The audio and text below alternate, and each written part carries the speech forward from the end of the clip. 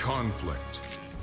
As the world teetered on the brink of anarchy, a new hope arose. What's up, everybody? I am TheMikeRobles, and I am here with some Overwatch tips and tricks.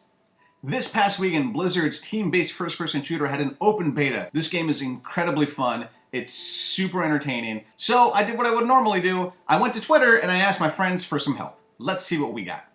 First thing I'm going to do is I'm going to get into some general tips. I got some really good tips for some friends. Then we're going to go into sort of character-specific tips. This won't be a character breakdown, as there are plenty of those online. So with that, let's get started. First, from Stealing Zen, learn every character's mobility quirks. I cannot stress this enough. Every character moves in and reacts differently. There are some characters that can get into better spaces than others. There's some characters that can make jumps easier than others. Learn to use your characters and learn which characters you enjoy using. Next up, from Laserbeak's Fury, we've got explore every map fully. There are spots that only certain heroes can access. Characters like Widowmaker and Pharah have access to be able to get themselves into higher ground. Characters like Hanzo and Genji have double jumps and can climb walls. There are different places where every character can get to, so it's very important that you explore all the maps and figure out who can get into what spots. Next up, from Shin Palo 1, I recommend using a character that you're comfortable with and make sure you get a team to work together and win. That is very important. Number one, there are a lot of characters. You've got your offense, defense, builders, and support characters. Know what you enjoy using, know what you like to use, and then get real comfortable with them. Also, it's very important to make sure that you build that team aesthetic. This is a team-based game. If you have a bunch of snipers, your team's not going to go well. If you're only all offense, you're going to get smoked. You want to make sure that you have a good balance for your entire team. Also from Shin Palo, there's a startup on ultimates, so you can actually kill them as they get going. Every character has sort of this crazy ultimate move, which does a ton of damage, or heals a bunch of people, brings people back to life. There are some startups on there, and if you can get in quick, you can actually prevent a character from letting loose their ultimate.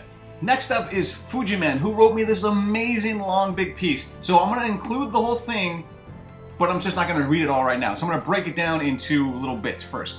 First up, have fun. Alright, this game is fun. I played this game with people I knew and with people I didn't, and I had a blast playing the entire time. Next up, winning. Naturally, knowing each hero and map is crucial. Knowing the choke points, back alley, and common team composition streets map is huge. So that's the thing. Every hero also has counter heroes. You can get people to counter pick what the other team has picked. So get into the matchups, learn the characters, and do all you can for that. For less obvious advice, he mentioned switching characters mid-game is extremely powerful. I can't tell you the amount of times I've stuck with one character only to see that my team's not doing well, so I've swapped to different characters to sort of figure out that balance. If my team's dying really quickly, I'll switch to a healer. If my team's not getting through, I'll become an offensive tank or get something that could just take a whole brunt of the damage. This is such a good piece of advice, and I'm probably gonna end up reading this whole thing. Overwatch is objective based, so don't worry about killing people, worry about your objective. Fuji points out also that you do a really good job of distracting the other team. So if you can get in there, because people are usually focused on the kills, get in there, distract their team, lure them away from preventing, from stopping your objective, and just try to lure them into a firefight. Let the rest of your team take care of the work, and you can go in and be a savior, and you'll look amazing. It'll be awesome. Get a headset. This is very important when you're playing. If you've got a team and you've got a squad, get a headset. Talk to each other. Talk to one another. There are in-game cues, but as a whole, nothing beats being able to talk to one another. Now we're going to move into some character-specific tips.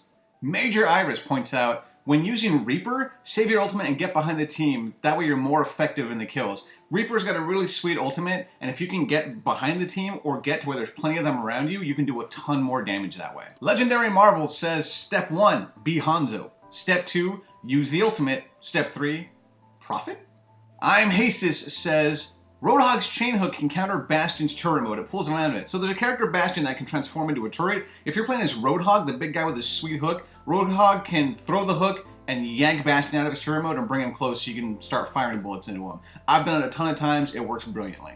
Also from I'm Hasis, upgrade your turrets as Torbjorn.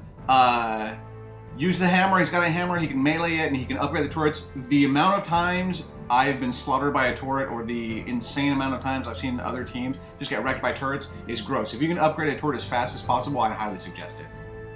Laserbeak's Fury says, both modes of Symmetra's weapon will pass right through enemy shields. That is important. Speaking of that also, Faux Ben has another good tip.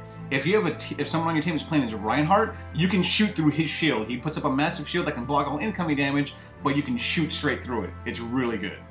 Foben also states that a good Tracer is quick to blink forward and backward to throw people off. Tracer can blink all throughout the map and makes it very hard for her to get shot.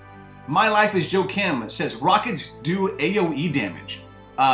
Aiming at someone's feet does plenty of damage as Pharah. So if you're as Pharah and you're missing your direct hits on someone, if they're next to a wall or if you hit it by there, there's going to be essentially splash damage, which is a really good deal.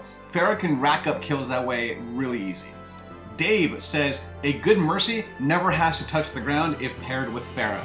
Mercy is the healer, the angel. She flies, she gets up there. Pharah can also spend a lot of time being in the air or floating off the ground. And if you've got a really good Mercy, you can just sit there healing back and forth and staying in the air with Pharah and keeping yourselves both alive.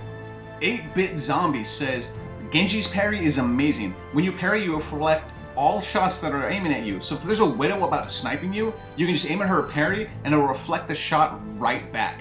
It's really good. It can also do the same thing versus a Bastion or a McCree High Noon ultimate. So that's really important. Genji can reflect bullets and even reflect ultimates. So that's kind of awesome, and it's gonna help in the long run. And finally, we got a tip from Escoblades. For King of the Hill modes, having a competent Lucio at the start is a godsend. A speed boost will get you to the point first to set up. That is so important because in the King of the Hill modes, the faster you get there and the faster you can set up your defenses, the quicker you are to take on any and all challengers. Those are all the tips I got from my friends during the Overwatch Open Beta this past weekend. If you played the game and you have some more tips, leave them in the comments below, send me a tweet, let me know, and maybe we'll make another video. I'll see you online when Overwatch drops on May 23rd.